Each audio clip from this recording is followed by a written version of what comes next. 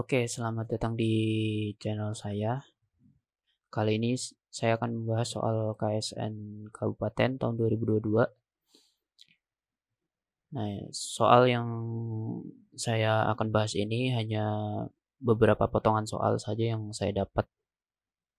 Jadi tidak semua soal bisa saya bahas, hanya beberapa saja. Oke.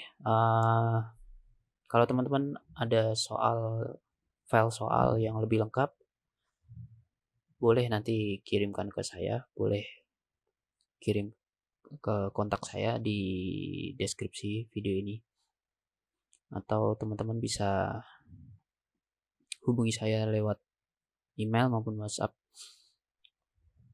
Oke, langsung saja kita ke pembahasan soalnya.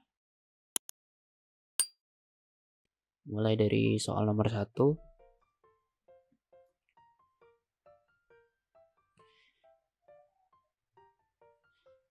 Unsur X, suatu padatan berwarna abu-abu, bereaksi dengan unsur Z, suatu gas tak berwarna, membentuk suatu senyawa di mana jumlah atom X lebih banyak 2 kali dari jumlah atom Z.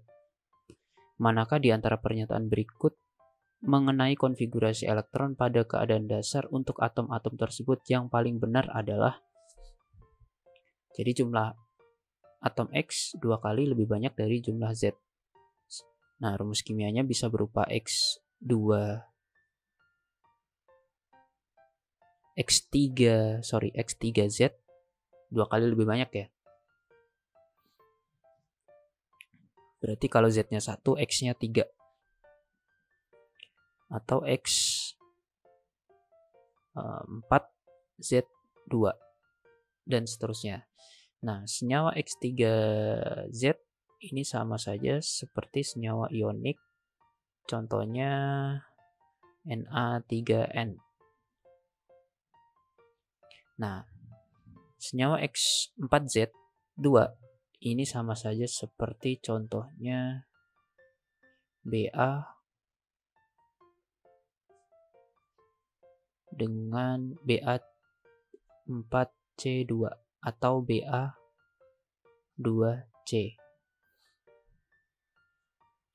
Nah, kita coba lihat elektron valensi dari Na3N. Elektron valensi Na itu 1. Elektron valensi N, karena di grup 5, atom N memiliki elektron valensi 5. Nah, jadi kemungkinan pertama, senyawa X itu punya elektron valensi 1, senyawa Z elektron valensinya 5. Nah, teman-teman bisa cari dari jawaban A sampai E. Nah, kita bisa dapat jawabannya yang A. X memiliki 1 elektron valensi, sedangkan Z memiliki 5 elektron valensi. Oke. Itu untuk soal nomor 1. Nanti kalau ada teman-teman kalau ada pertanyaan silakan ditanyakan di kolom komentar. Kita lanjut ke soal nomor 2. Untuk menghasilkan larutan buffer dengan pH 4, massa NaF yang harus ditambahkan ke dalam larutan HF 0,1 molar adalah? Oke, nomor 2 soal buffer ya. Buffer asam. Untuk buffer asam, kita bisa gunakan rumus konsentrasi H+ sama dengan Ka kali konsentrasi asam. Di sini asamnya adalah HF dibagi konsentrasi garam, yaitu NaF. Diketahui pH larutannya adalah 4. Kalau pH-nya 4, berarti konsentrasi H+-nya adalah 10⁻⁴ molar. Kemudian diketahui nilai pKa 3,1, maka nilai Ka dari HF adalah 10⁻⁻³ 3,1. Nah, kemudian konsentrasi HF-nya diketahui 0,1 molar, maka kita bisa cari konsentrasi NaF pakai rumus ini. Konsentrasi H plusnya 10 pangkat minus 4, Ka-nya 10 pangkat minus 3,1, konsentrasi HF-nya 0,1, konsentrasi NaF-nya yang kita cari. Maka konsentrasi NaF sama dengan 10 pangkat min 3,1 kali 0,1 dibagi 10 pangkat minus 4.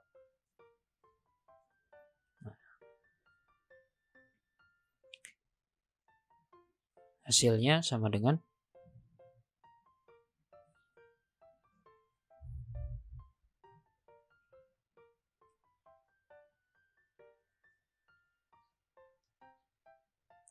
0,794.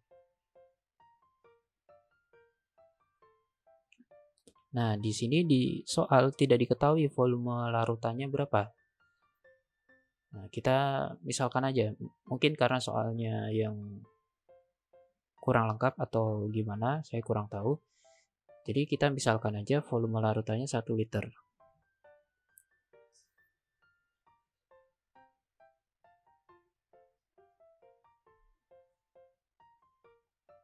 Karena sebenarnya di rumus ini kita bisa pakai konsentrasi, bisa juga pakai mol. Kalau volume larutannya sama, molnya akan sama. Nah, tapi karena di soal tidak diketahui volume larutan, nah kita misalkan aja volumenya 1 liter. Sehingga mol dari NaF sama dengan 0,794 mol. Maka massa dari NaF sama dengan mol dikali mR.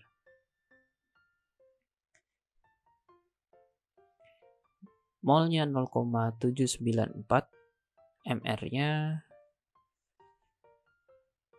teman-teman bisa cek di tabel periodik unsur.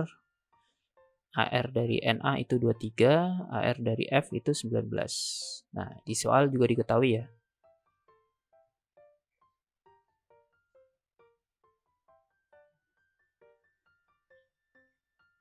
Maka hasilnya sama dengan 33,3 ya. 33,35 gram. Nah, sehingga jawabannya yang C. Oke. Kita lanjut ke soal nomor 3. Kalau teman-teman masih kurang jelas, bisa diulang lagi videonya. Atau kalau masih belum jelas, bisa ditanyakan di kolom komentar. Kemudian nomor 3. Soal nomor 3, urutan besar energi kisi untuk FeCl3, FeCl2, dan Fe2O3 adalah. Nah, di sini kita gunakan konsep energi kisi itu sebanding dengan muatan kation dikali muatan anion berbanding terbalik dengan jari-jari. Nah, nilai muatannya ini dimutlakkan ya, supaya nilainya positif. Nah, dari ketiga senyawa ini sebenarnya kita bisa bandingkan dari muatannya saja untuk membandingkan nilai energi kisinya. FeCl3 terdiri dari ion Fe3+ dan ion Cl-. Maka muatan kationnya +3, muatan anionnya -1. Nah, ini kita kalikan, lalu kita mutlakkan. Hasilnya adalah 3 ya. Kemudian FeCl2 terdiri dari kation Fe2+ dan anion Cl-. Maka muatan kation kali muatan anionnya adalah +2 dikali -1. Hasilnya 2 ya, kalau dimutlakan. Yang ketiga, Fe2O3 terdiri dari kation Fe3+ dan anion O2-. Muatan kationnya +3 dikali muatan anionnya -2. 3 kali 2 hasilnya 6.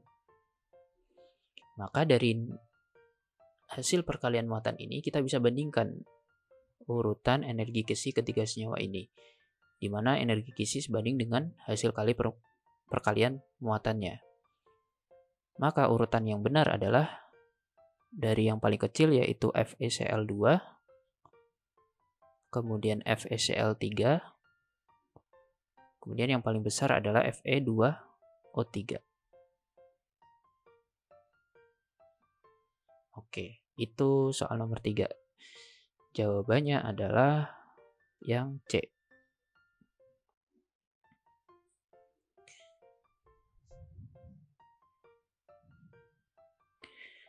Nah, kita lanjut ke soal nomor 4.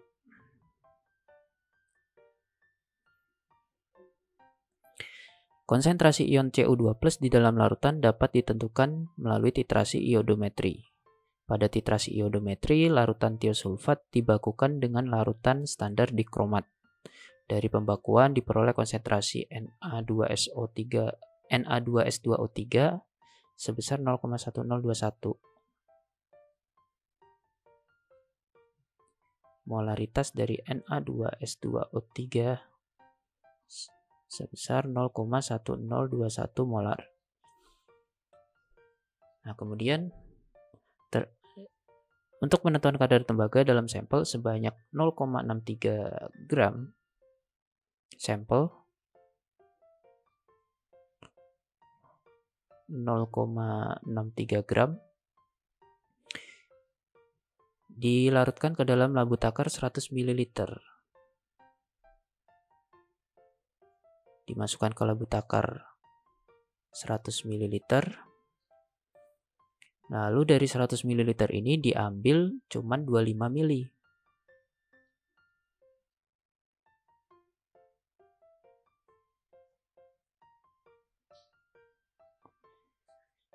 Nah, 25 ml larutan yang diambil ini kemudian direaksikan dengan Ki sama H2SO4. Terjadilah reaksi Cu2+ mengalami reduksi menjadi Cui dan I- teroksidasi menjadi I2. Berarti Cu2+ ditambah I- jadi Cui plus I2. Nah, teman-teman bisa setarakan reaksinya. Di sini kita kalikan koefisien Cu, I kali 2 supaya iodin totalnya 4. Cu2+ kita kali 2 juga karena Cu-nya ada 2. Nah, iodinnya ada 4. Maka di kiri kita kali 4. Nah, di sini muatannya udah sama ya. Kanan kiri, muatan total kiri dengan kanan sudah sama, totalnya 0. Selanjutnya, campuran tersebut dititrasi dengan larutan Na2S2O3 yang telah dibakukan. Di dalam labu titrasi sampai warna coklat I2 hampir hilang, kemudian ditambah 2 ml amilum. Nah, ini prosedur titrasinya. Lalu titrasi dilanjutkan sampai terbentuk endapan putih dan dilakukan secara duplo. Dari titrasi ini diperoleh volume titrasi 1 dan 2. V1-nya 22,4 ml, V2-nya 22,6 ml. Kalau kita rata-ratakan, V-nya jadinya 22,4 plus 22,6 dibagi 2. Berarti 22,5.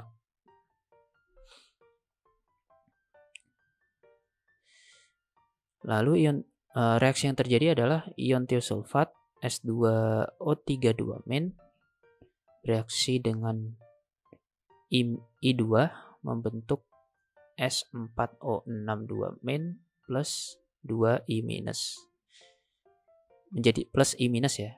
Kenapa dikali 2? Karena I2 di kiri iodinnya ada 2.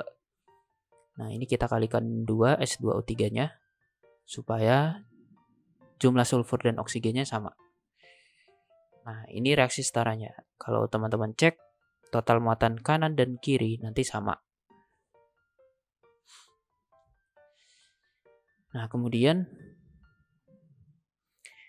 berapa kadar CO2+ dalam sampel tersebut? Nah, kita gunakan konsep stoikiometri. Dari reaksi titrasi I2 dengan S2O3, kita bisa tahu perbandingan mol I2 itu sama dengan setengah kali mol S2O3 2-min sesuai perbandingan koefisiennya. Koefisien I2 1, koefisien S2O3 2. Maka mol I2 setengahnya dari S2O3. Lalu kalau teman-teman lihat reaksi antara CO2+ menghasilkan I2, kita bisa bandingin mol Cu dengan mol I2.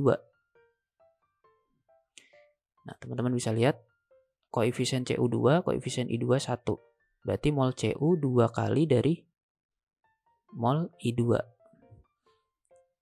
Nah, lalu mol I2 kita ganti dengan setengah kali mol S2O3 2-min. Maka kita akan dapat mol Cu2+ itu sama dengan, ini dicoret, sama dengan mol S2O3 2-min. Nah, kemudian kita bisa hitung mol S2O3 2-min bisa kita hitung dari rumus molaritas kali volume. Molaritasnya yang tadi di atas nilainya 0,1021 molar.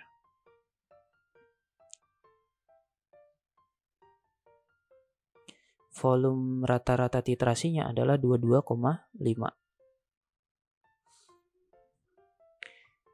Nah, teman-teman bisa hitung nilainya.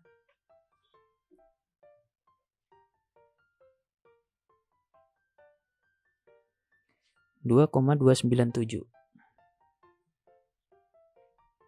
milimol). Nah, di sini teman-teman harus hati-hati karena pada titrasi yang dilakukan tadi, dari total sampel yang dilakukan di 100 ml hanya 25 mili saja yang direaksikan. Artinya mol Cu2+ yang kita dapat ini baru di larutan 25 mili. Padahal total sampelnya itu dilarutkan di 100 mili. Maka kita harus cari mol Cu2+ yang ada di 100 ml. Berarti 100 dibagi 25 kali 2,297. Hasilnya 9,188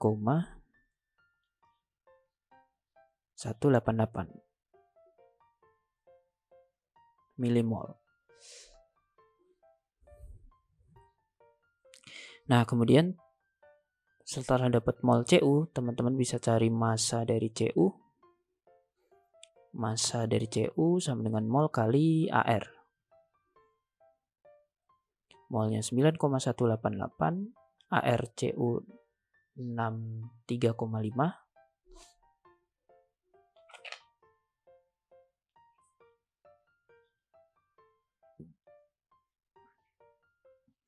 Hasilnya 583,4 miligram. Kita ubah ke gram. Kenapa hasilnya miligram? Karena molnya dalam milimol. Nah, kita ubah dulu ke gram. Dibagi 1000 jadinya 0,5834 gram. Nah, langkah terakhir kita cari persen massa dari Cu. Jadi yang ditanyakan adalah kadar Cu dalam persen B per B. Persen B per B itu apa? Persen berat per berat. Atau gampangnya persen massa.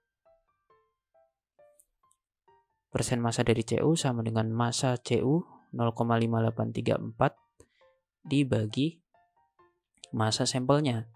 Tadi sampelnya sebanyak 0,63 gram. Dikali 100.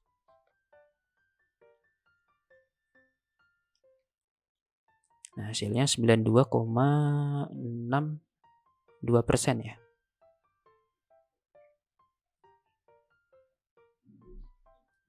Maka jawabannya yang C. Oke, itu soal nomor 4. Nah, sekarang kita lanjut ke soal nomor 5.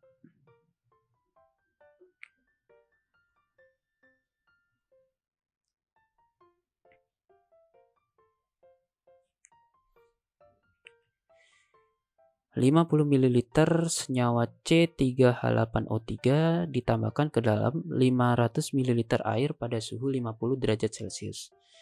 Pada suhu ini tekanan uap dan densitas air secara berturut-turut nilainya sekian. Oke, kita tulis dulu 50 ml C3H8O3. 500 ml air. Tekanan uap murni air 92,5 torr. Densitas air 988 gram per liter. Kemudian densitas C3H8O3 nilainya 1260 gram per liter.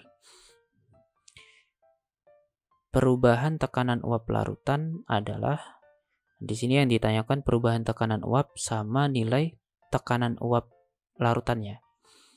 Nah, ini materi sifat koligatif larutan, di mana rumus yang teman-teman gunakan adalah rumus tekanan uap larutan sama dengan fraksi mol pelarut dikalikan tekanan uap murni dari pelarut, di mana fraksi mol pelarut sama dengan mol pelarut dibagi mol total, yaitu mol pelarut plus mol zat terlarut. Nah, sebelum kita mencari tekanan uap larutan, kita cari dulu fraksi mol pelarut, di mana kita harus cari dulu nilai mol dari pelarut dan juga mol zat terlarutnya. Nah, pertama kita hitung massa masing-masing ya, massa C3H8O3 dan massa H2O. Densitas kali volume. Densitas C3H8O3 nilainya 1260. Volumenya tadi 50 ml. Kita ubah ke liter jadinya 0,05 liter.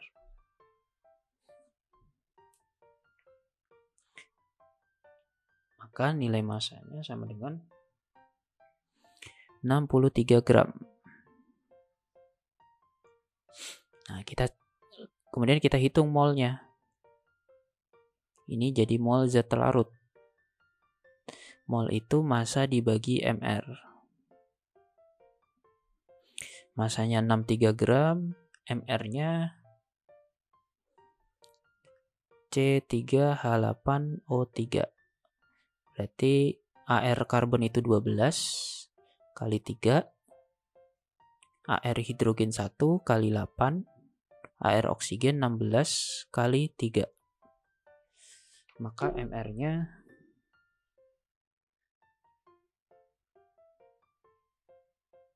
92.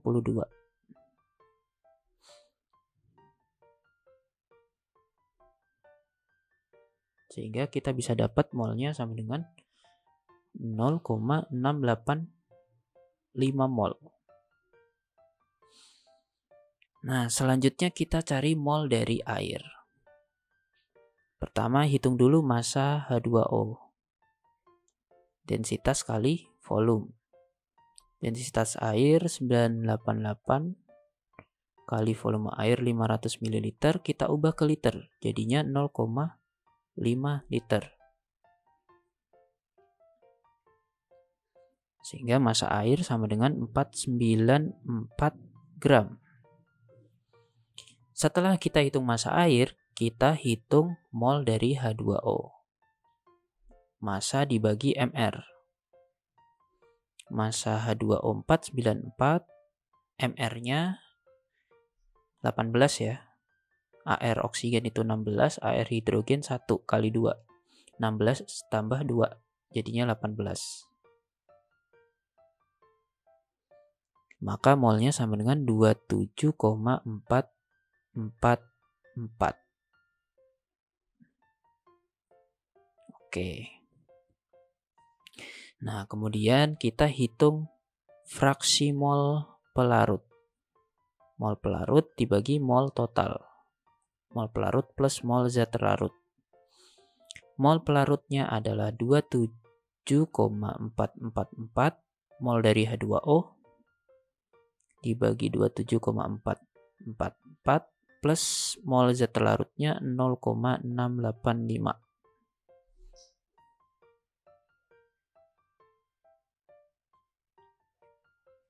Hasilnya 0,9756. Nah, maka tekanan uap larutan sama dengan fraksi mol pelarut dikali tekanan uap murni dari air. Fraksi molnya 0,9756 dikalikan tekanan uap murni air tadi nilainya 92,5 torr. Maka hasilnya 90,25 torr. Nah, sementara jawaban di soal diminta dalam satuan Pascal. Nah, teman-teman bisa lihat 1 ATM itu 760 torr. Lalu 1 ATM setara dengan 101,325 Pascal. Berarti untuk mengubah dari torr jadi Pascal, teman-teman bagi dengan 760 lalu kalikan 101,325 supaya jadi Pascal.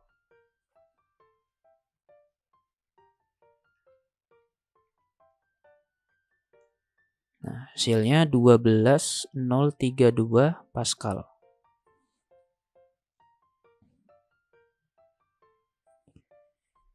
Nah, kemudian kita cari delta P-nya. Delta P itu sama dengan P0 dikurangi P larutan. P0 tadi nilai tekanan uap dari air 92,5 torr. Tekanan uap larutannya tadi 90,25 torr.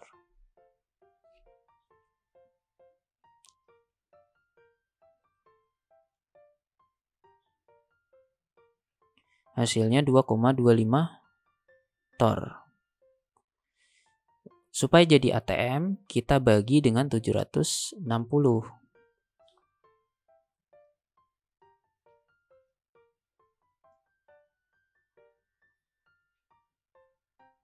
Hasilnya 0,003 ya. ATM. Nah, teman-teman cari jawabannya yang delta P-nya 0,003, PL-nya 12032. Jadi antara A sama C ya. PL yang mendekati jawaban yang A. 12028. Sehingga jawabannya yang A.